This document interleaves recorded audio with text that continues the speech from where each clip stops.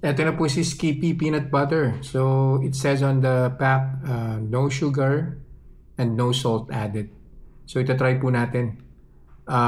Gamitin ko na po ito as baseline blood sugar, no? 118. This came from the previous food review.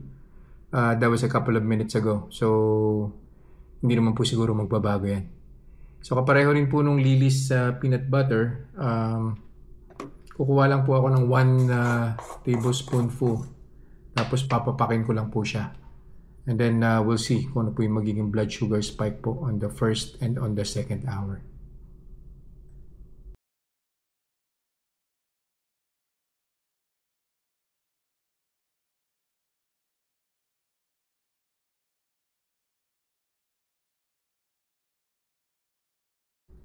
First hour na po. So, kuha na po tayo ng blood sugar.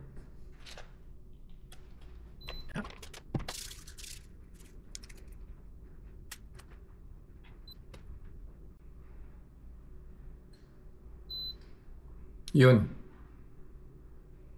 I think nag-start tayo ng 118. Now it's 114.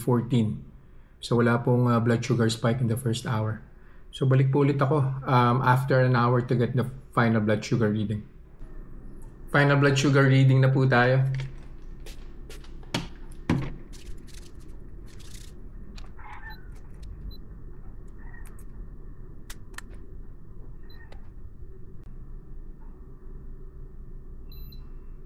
Yan po.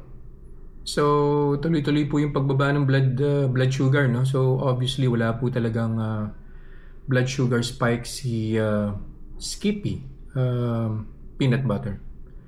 So, yun lang po for this experiment. I'll see you guys in the next vlog. Bye-bye.